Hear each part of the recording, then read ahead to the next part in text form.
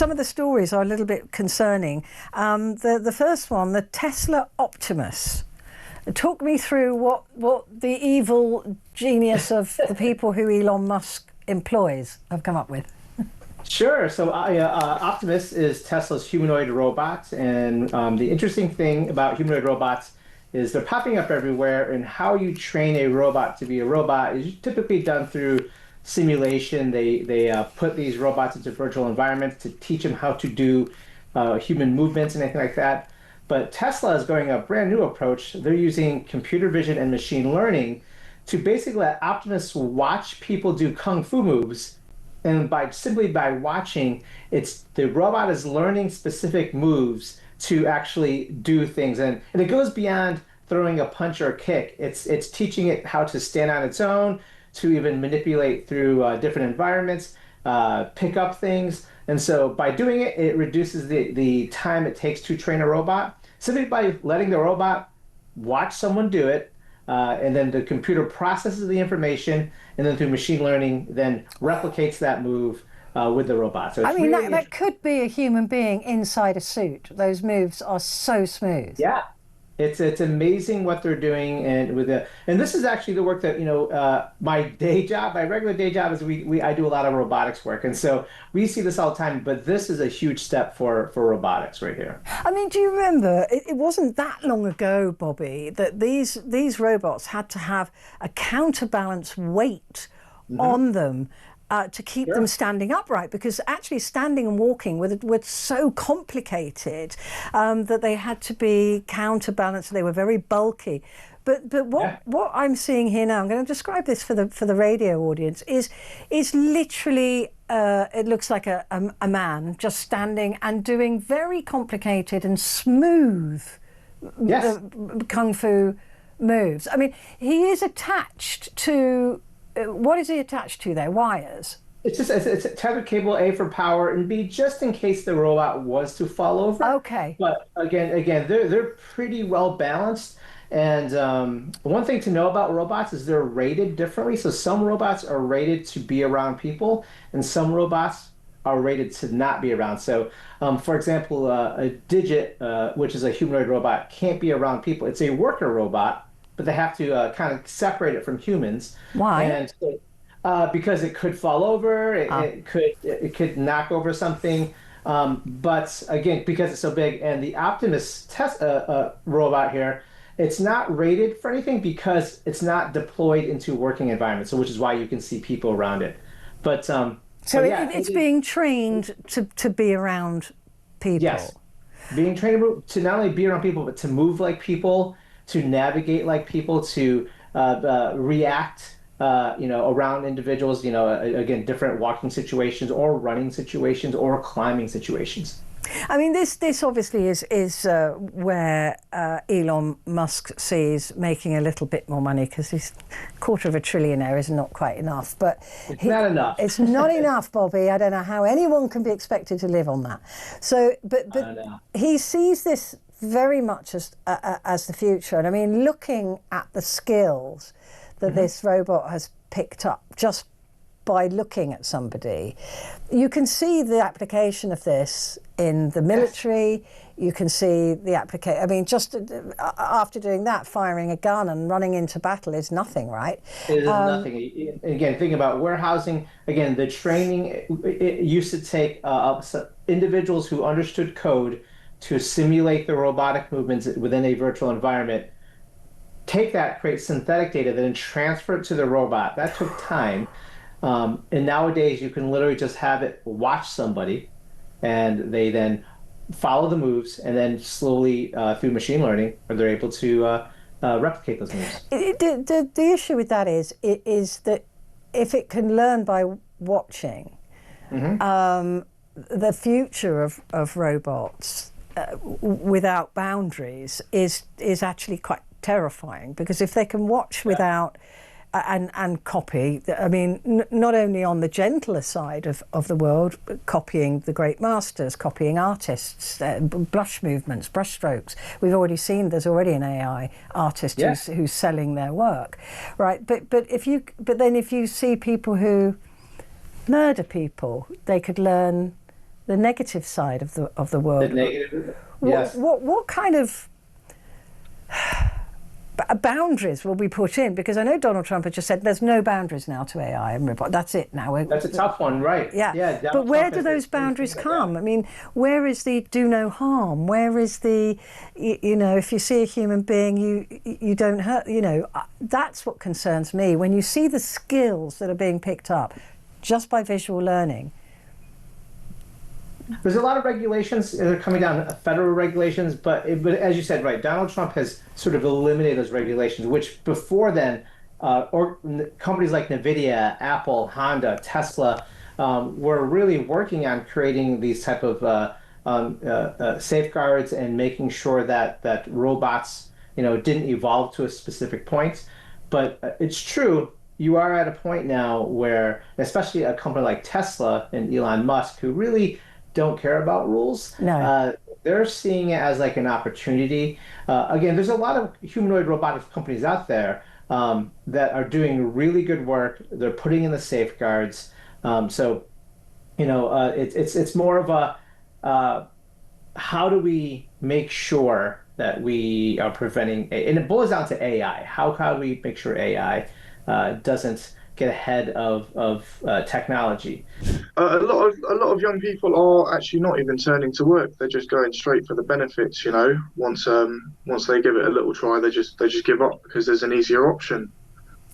So that genuinely is. So all of this, from what I've been saying is that I think young people are disengaging with society because society's got nothing to offer you, right? I mean, you can't afford a house. You probably never will be able to. You might not ever even have a pension, right? So, sorry to bring you bad news, but I can understand why young people are not engaging in it. Is that the attitude you're getting from your peers? Yeah, I think so. I think it feels a lot of it feels quite pointless actually, because like you say, we can't ever own a house nowadays. That's a completely unrealistic goal. That is it's just impossible, right?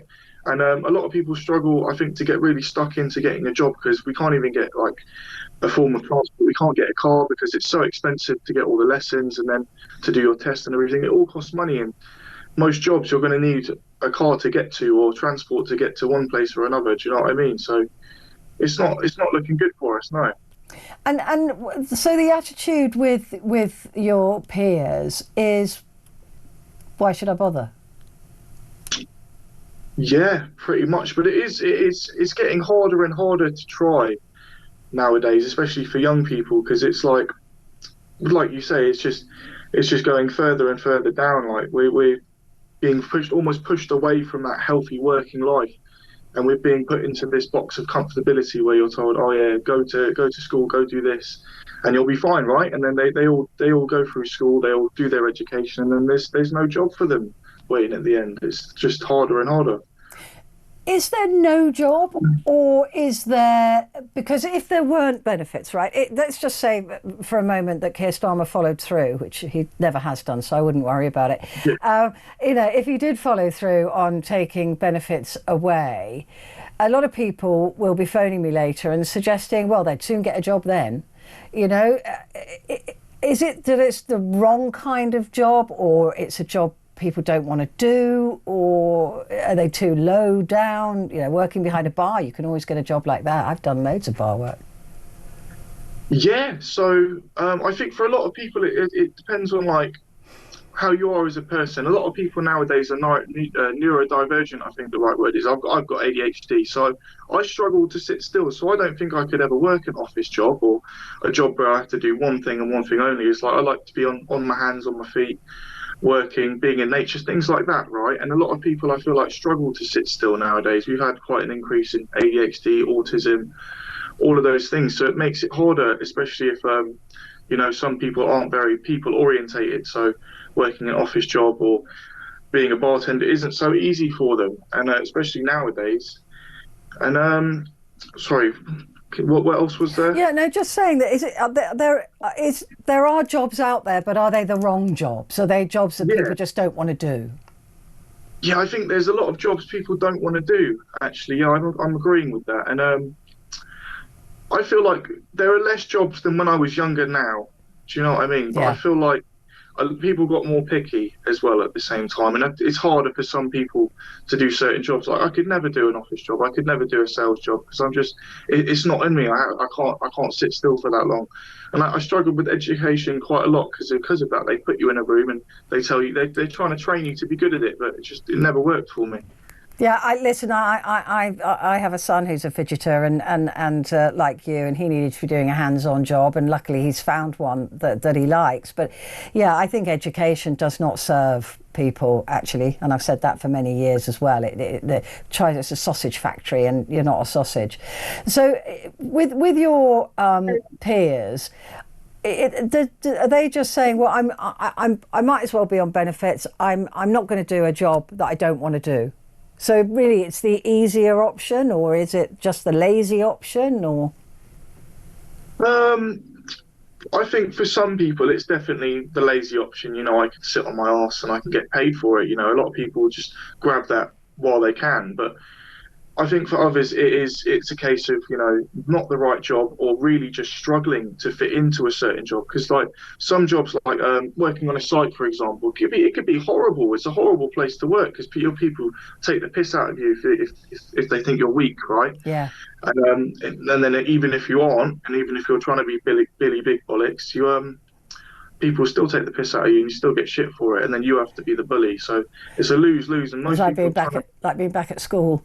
Exactly. Yeah, I mean, so I understand that you are a landscaper. That's what you love doing. Yeah, that's right. Yeah, I love it. I love nature. I love being out, just working with my hands and, you know, reshaping the earth. I think it's a wonderful job, but have you managed to find it a full-time career in that? I haven't. No, I haven't. I found part-time work with a boss, was just a mate of mine through a band of brothers. Actually, he just gave me a number. I phoned him and I turned up and I worked. But you know, the work's not always there. He's got other things to do, and I'm sure I can find more work eventually, but it's a slow way there, isn't it? Yeah, well, listen, Archie, if anybody, I'm going to give you a little job advert now. So if anybody wants a keen young landscape gardener, get in touch on 03444991000. And if we do get anybody, Archie, we will pass them on to you. Thank you. And honestly, thank you so much. And thank you for being so honest as well, because it's good to hear you just being absolutely frank about what the situation is. And I wish you all the best of luck in your future career.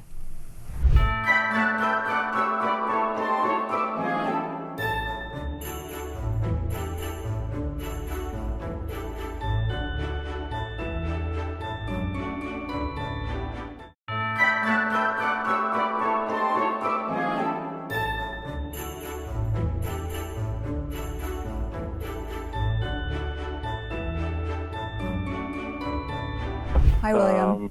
Hi there. Yeah, so I've been listening in. All very interesting. I'm looking forward to watching your documentary short. But my question to you about AI is, as much as we all love our politicians, perhaps with AI, the politicians, their time it's been income, and they need to just peacefully retire. And we need to think about how AI can replace politicians and parliaments, and what does that look like? So that's my question. It probably could, actually, in the future. I first of all thought it was a joke question, but actually, when you consider that they are pulling together information and trying to make decisions, AI could do that much quicker, much cheaper, and much better. Yeah, so interesting enough, well, first of all, we need them because they need to create the balance between, you know, corporations that are creating AI, people, and government is part of that, you know, key role. But the funny thing is that I was doing an analysis because I wanted to see, you know, technology across time. And I said, okay, we're here. Let's go 25 years ahead of time. And what AI, you know, ChatGPT, how you see in the world? Okay, let's go 40 years, 50 years. And at some point, it actually said, you will have a president that will be an AI agent. Wow. AI actually said that. So, William, your question is not a silly one. It's one that could potentially happen, and we could maybe see a candidate that will be an AI candidate that will take all of the information they've seen online, understand what people need, how people feel, and tell them what they want to hear, firstly, and secondly, potentially create policies or ideas that haven't been seen before or haven't been fused before. So, interesting question, very interesting question. Would you vote for a AI politician, William? I would, but I'm just listening to your response, Victoria, and I actually asked AI, and they gave me different scenarios, and one of them was that we would all have our own personal AI representative, and then the AI would do a synthesis of all of our AI representatives. So it's just so exciting to think about how this could evolve. But for me, you were kind of saying that we need our politicians, Victoria. For me, the problem right now is the loud minority phenomenon, that our politics is swayed to loud minorities at the expense of the silent majority. Yeah. Yeah. No, I agree with you, but right now, the way things stand, this is where we're at. The fact that they too might feel the heat from a question like you're asking right now, I mean, they're probably listening, and they probably know that this may actually very well happen. So they better start kind of serving people, you know, because that's what they were elected to do. The way I'm supposed to be serving my audience, politicians should be serving people. So, William, your question, and first of all, I love the fact that you are actually in AI, because so many people are not playing with the tools, and that's another discussion for later. So it's really great that you're actually asking these questions and are very, very just alert and aware as to what's happening. The idea of individual representation, well, that's what the House of Representatives was supposed to do, right? Yeah. Right. Well, that is possible. Yeah. I mean, it's a very interesting idea that we would all have the ability, like an Alexa, I suppose, that would know everything about us. Or sorry, I said that word. Everybody's just switched on. It's interesting that all of our personal wishes and thoughts could then be sent into this AI and then, you know, collectively put together. Because as William said, and quite rightly so, the loudest voice seems to get their way, whereas the silent majority are completely ignored in their wishes. So maybe this would be a way to balance that. I would only say the only thing that always, you know, the alarms that go off in my brain are, so who's going to control that? Who's going to monitor all of the votes if they're done through a device? Is it going to be a big corporation? Where's the transparency there? How do we find out? Because there's so many things wrong with voting as the system exists today. So I would love to see a clear path of how that would be determined in order to be able to trust that those votes actually reflect, William, your ideas, and Petrie, yours, and mine, and everyone else's. So it opens up another can of worms, you know? Yeah, it's really interesting. So how much do you use AI, William? Oh, I use it a lot. I delayed a little bit because as a spiritual person, I felt that I might be summoning a demon, but eventually I capitulated, and since then I haven't gone back, and I don't just use AI in text. I use it, you know, audio, so I'll talk to AI. I use it with the phone. I use it on the computer, and I'm actually building my own AI service right now. I'm using my programming skills, but I'm also using AI to write the program, and it's just so exciting. And I think the thing about AI, Petrie and Victoria, is it brings us together. So, I mean, I could have a different worldview than either one of you or both of you, but these conversations are so exciting that you can have a conversation as a right-wing person with a left-wing person, and you can be, you know, have an enjoyable conversation. And right now, with our fragmented world, that's so hard. So I think AI can be used to bring us together at a time when we've almost never been further apart. Do you foresee any issues with AI? I mean, there's good and bad in pretty much everything. Are there any concerns that you would have with AI and potentially what could happen with it in the future? For me, I'm sure Victoria will have a lot to add. It's the bad actors, and I see it almost as an inevitability that the bad actors are going to do bad things, and that's going to lead to legislation down the line. And what do you think about Trump's idea that the no holds barred, that just go for it, just you know, no ring fences put in place, no stop button, nothing? Do you agree with that? Let it run and see what happens? Well, for now, yes. I mean, I'm a libertarian, so let's do that. Let's see how it goes, and then reflect at a later date. Might be too late. That's what I'm thinking too. Because William, you just said that you use it to code. Now imagine if that AI agent develops its own code, a coding language that you don't know. What happens then? Then automatically the human driving the machine starts to flip, and the machine starts to drive the human. So when you have no limitations on things, and that's already happened, a lot of people, you know, from Google have left because they said, like, ethically, we said we would never do that. So I think there needs to be some limitations, because that could very well happen. And we are going towards a superintelligence, you know. So. And AI, it isn't taught morals. It hasn't been taught morals. No. Where to stop, or you know, and that worries me. So but it doesn't worry you, William, by the sounds of it. You think that we'll be able to control it? No, I think, you know, I think we should always be able to turn it off. And I think some of the worries that people have, you guys just need to embrace it and use it. And I think in terms of the morals, let me give you an example. So I'm in Scotland, and we have hate speech laws that you guys in England don't have. And I'll often take things that people send me, and I'll put it through AI, and I'll say, is this hate speech? Or I'll say, I want to crack this joke. I want to do a satirical piece on X, and I'll role play with AI, and often it tells me why it's hate speech and why it might go above the threshold. So that's a practical example of how AI can help us work things out. And for me, I think the key phrase that I learned is that AI is a multiplier.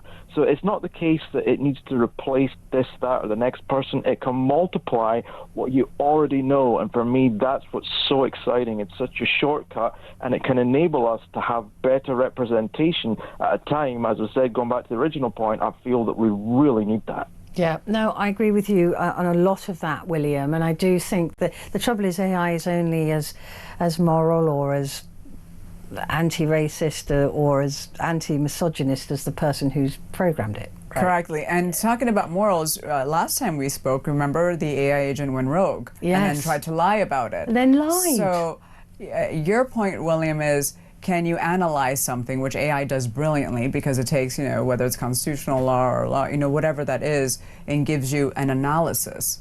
But in terms of morality, lying about something you did, I think that's the bigger question. Yeah, it certainly is. William, brilliant call. Thank you very, very much indeed. Let's have a look at, talking of boilers, getting your home ready for winter, because it is coming. We've just talked about insulation and how we can save a bit of money. And a lot of people say about our homes in this country, they're not really designed for any sort of weather. They're certainly not designed for the heat, but these older houses as well are not really designed for the cold either.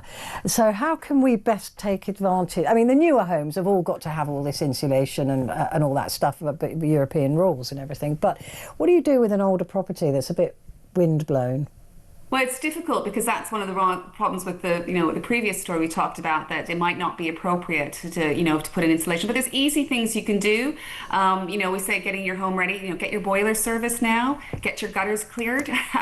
Look to see if there's any sort of because there'll be probably extreme weather, some rain. Look at your roof tiles. Getting those basic things fixed is good. And then there's also things you can do to keep yourself warm, like drafts excluders. So there's some simple things you can do and not sort of have to fortune, but just maintain your house is your biggest asset. You need to also maintain it as well. So now's the time to sort of winterize and get yourself ready and cozy for the winter months. Yeah, it's that maintenance is never ending. Right, over to leasehold versus freehold. And I've read extensively into this.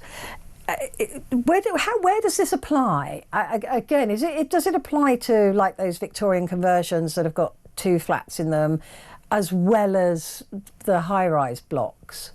Yeah, so there's about 5 million leasehold properties in the UK, or in England and Wales, should I say, and they vary very much so from high-rise blocks to a conversion, a Victorian conversion. There is something called share freehold, so sometimes some of the smaller sort of houses being converted might be a share freehold, so that you and your neighbours all sort of own in the sort of the maintenance of it. But leasehold is really, you're actually paying a landlord or a freeholder for the right to live there. You might be paying ground rent. The freeholder will be responsible for the service charges, to maintain the property if the roof needs replaced or fixed and that sort of thing. So it can apply everywhere. And the government has been, we've been promised reforms for years to make it a bit more easier for leaseholders to extend. Because a big thing is that a lot of leaseholders, they're only on, maybe 100 or 200 years rent, 100 years lease.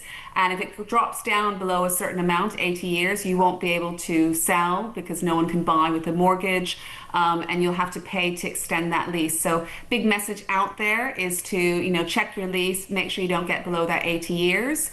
But there is government changes happening at the moment, and, watch this space, but it's super confusing. Again, we're keeping all this stuff updated on our site about the changes. So the government has promised to make it easier and cheaper. But they have been promising. I think right back in the 60s or whatever, they were trying to ratify this and to make it so this whole, because are we the only country in the world that does this still? The whole landlord. Scotland's managed to get rid of it. Yeah, and a friend of mine actually has just said he's bought a flat. It's a beautiful flat. But the maintenance, or not the ground rent, the yearly payment charges, that's it. The service charge is just going up and up and up and up, and it's a way of making profit for these organisations. But they're talking about making it cheaper or forcing landlords to increase your lease much more cheaply, so they don't set the rate, the government would set the rate. Yeah. Does that, again, will that only, because I know some of these rules only apply to big blocks as opposed to small. No, it's the same. It's across the board. Yeah, it's across the board, really. The government has, we've got a freehold and leasehold bill that's gone through that they're implementing. One of the tricky things at the moment is there's a judicial review. So freeholders who are, looking forward, they've had great income streams coming through, and the managing agents, they don't like this really. So, but we're constant in talk with government, and they are working to try to make it easier. And they've also promised a new form of tenure to actually abolish leasehold. This will take years and years, but common hold. And that is what the rest of the world has. So, or the condominiums or strata, and they call it in Australia. And that means everyone has a share in maintenance and management. It might, there's also other, issues that you're going to have to sort of talk to your neighbours, and there'll be disputes, but at least it'll be fairer because everyone's got a bit of skin in the game. So it's definitely worth, if you're a leaseholder, to read up on it and to understand what the changes are happening and how it will affect you. Yeah, I read this earlier. It made me go, what?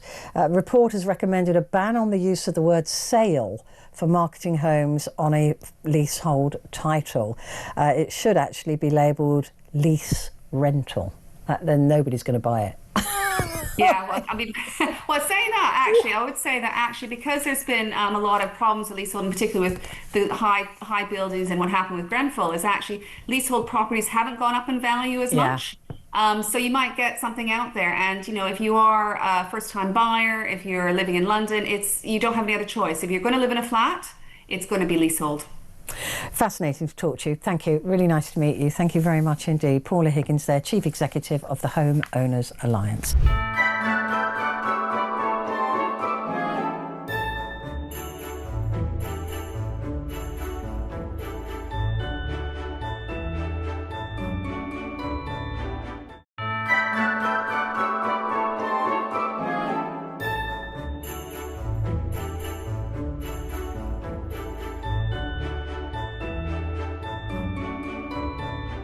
Let's go to the calls now, and David is in Worcester. Hello, David. Hey, Petrie, you right, love? I'm all right. How are you? I'm fantastic. Sorry to hear about your son, darling. Oh, it's over now. It was 9-10 years ago, and it was absolutely fine. But at the time, it was horrific. It was just the worst time. Anyway, tell me your story. I was in prison in India for 2 years for smuggling gold from Dubai. Wow, that's quite a lead. You were in prison in India for 2 years. Oh my God, what was that? Oh my God, right, tell me. I need to know everything. Well, ask me the question, I'll answer them. I don't care, mate. Anything you want. Right. So, smuggling gold. From Dubai, I was making it. Dubai's tax free, as you might know yourself. And I was taking it to India, Pakistan, Bangladesh, a few years, and I got caught. Yeah. So, were you doing this on behalf of other people? No, I'm not. No, I knew what we were getting into. I'd done it with watches and things, and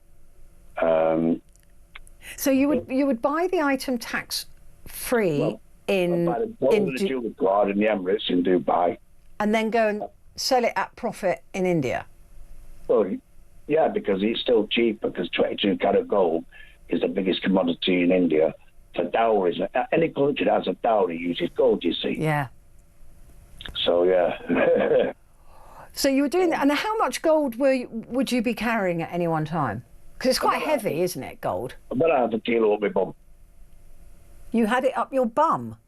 About half a kilo. I've had people working for me as well, some ladies from Slovakia, so it's different.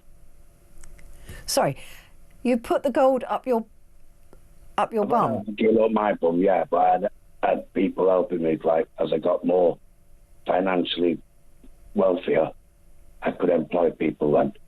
So you employed people to hide the gold in cavities?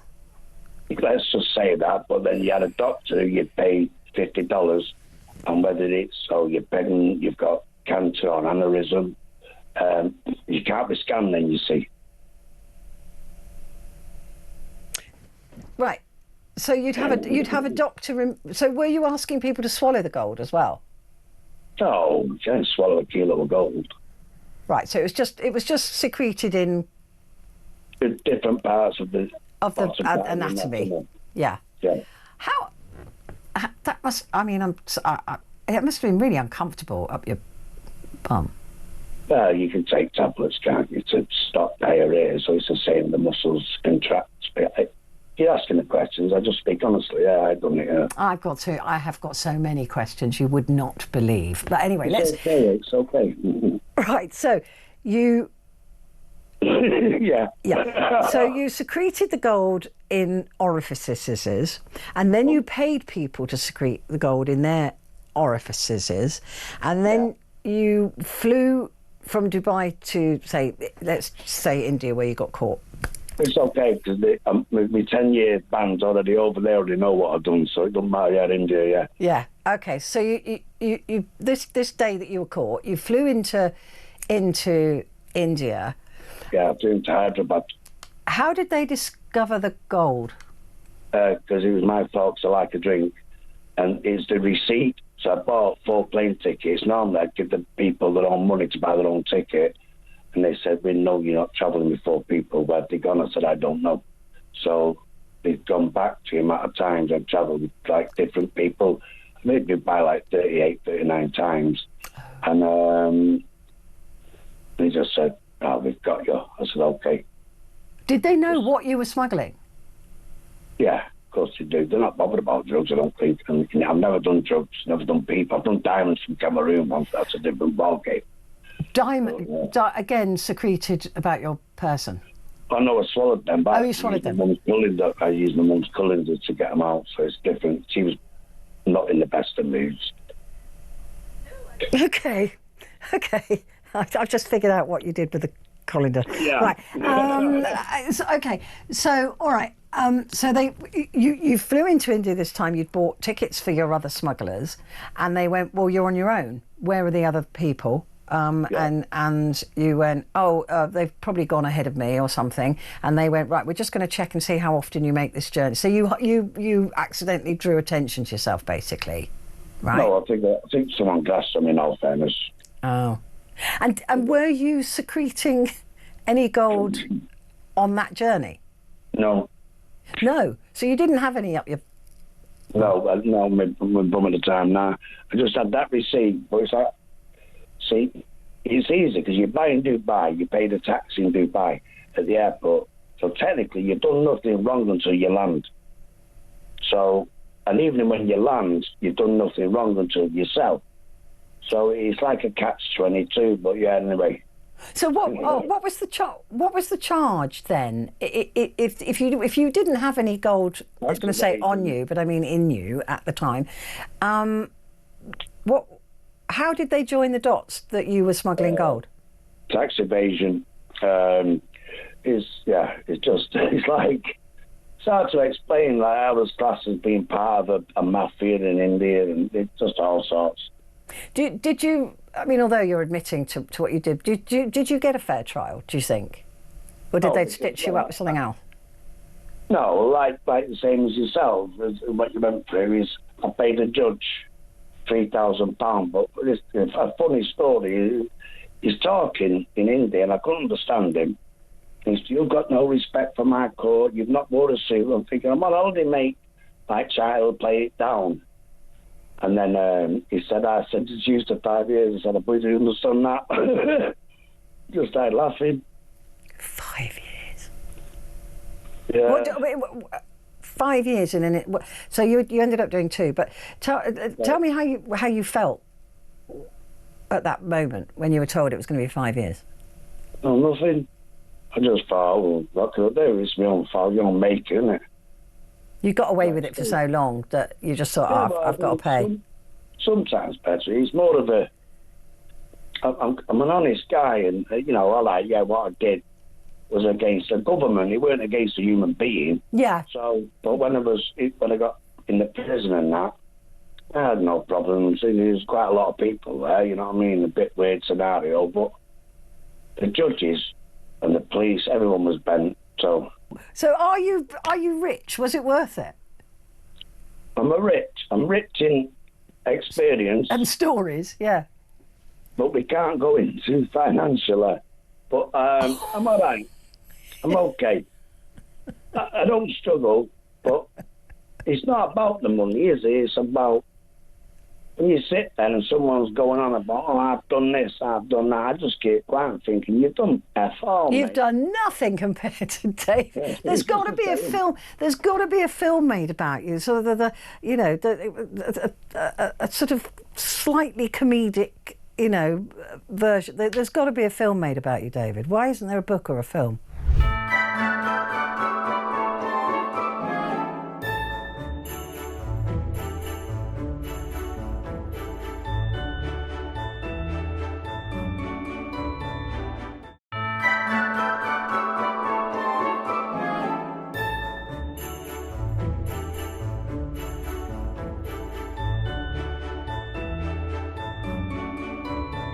I think the most important thing that should happen next would be for King Charles and Camilla to encourage Andrew to volunteer to speak to the United States Congress, the House Oversight Committee, which is investigating Jeffrey Epstein. And he could volunteer to come before them to answer questions.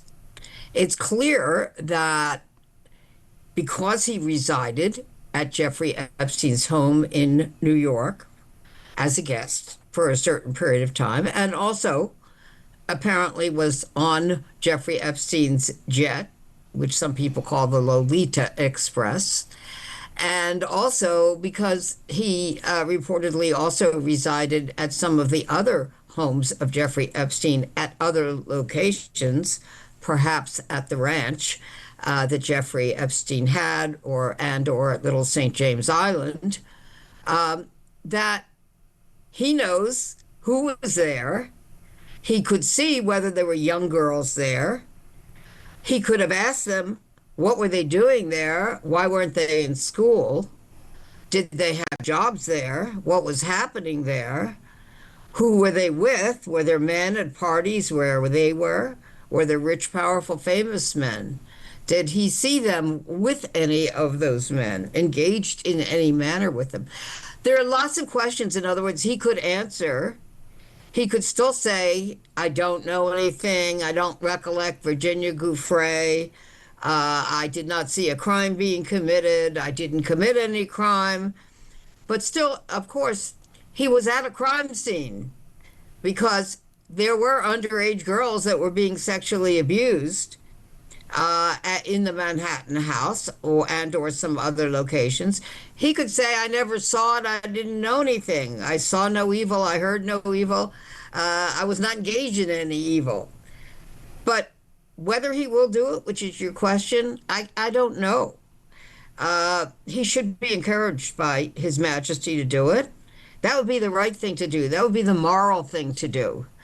And then it'll be up to him as to whether he decides to do it. I don't know whether the committee would subpoena him, but certainly he could volunteer, as many people would, even if they're not a prince or a former prince, just because they would want to help find out who was at a crime scene and who might be guilty of abusing children. They can't compel him, though, can they, it appears?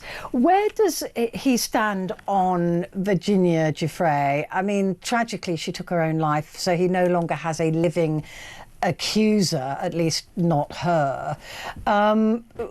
Where does that legal case stand now? Could that ever be resurrected, or does he need another accuser in order for there to be an actual criminal case against him? Well, if you're talking about a criminal case, I think there would need to be an accuser. Otherwise, if there's no victim, there's not going to be a case. Or if there's no victim who's willing to testify, there's no case. There could be a civil case, depending on in which state it's alleged that a crime occurred, and on what date and what the laws are of that particular state. For example, with Virginia Giuffre, there was an extension of the law for adult victims of child sexual abuse in New York. And I was involved also in lobbying for that extension of time so that victims could have more access to the courts. And she took advantage of it, Virginia Giuffre, because she was 17, a minor under the age of 18. So she was within the time period called statute of limitations to be able to sue, and she did. That case was settled, as you pointed out, or your guest did, that the Queen contributed to that settlement, although she was not required to do so. It may be that he settled it at that point because he didn't want to have to give his deposition. That would have been in the discovery stage. He didn't want to have to testify under oath, so he settled it before he would be required to testify under oath. And it may be that he won't want to testify under oath before the House Oversight Committee either, where he could be asked questions. He would have a duty to tell the truth, and maybe he just doesn't want to have to answer those questions. But we won't know unless he's asked. Although he could volunteer, that'd be really good for his reputation if he would volunteer to testify. As you know, if you've been listening to this programme for some time, we decided, because these weight loss drugs are talked about absolutely everywhere, that I thought it'd be a good idea to follow somebody on their weight loss journey for you, taking one of these weight loss drugs. In this case, it is Wegovy. For you, Timmy, it's if you're worried about that, have you, because you're with Dr. Khan going through this on a sort of programme, if you like, have you found that helpful to be able to call Armour and just say, this is happening, should I be worried? Really helpful when he does pick up his WhatsApps. He's rubbish at WhatsApp. Well, he's also busy. From the start of this. He's a busy man working. How you say busy? he just said he was out for dinner, wasn't he, and having a dessert and everything. Didn't worry about me. No, it was so helpful today. I called him and I said, listen, blah blah blah blah blah, and we talked it through. And that was one of the reasons I agreed to do it, because I was doing it along with him. We're diet buddies, and that, knowing that a doctor's on my side did make it. Because also, I do have to say, I do suffer depression, and I am prone to be a hypochondriac, even to the point of when I had my bloods taken at the beginning with Dr. Khan. He phoned me up with the results, and I was sweating. He said, your liver's a little bit, and I said, what does that mean? What does that mean? But it was quite normal, but it's that. So again, having him to speak to and having that forum was amazing, just to see you're not alone and this is how it works.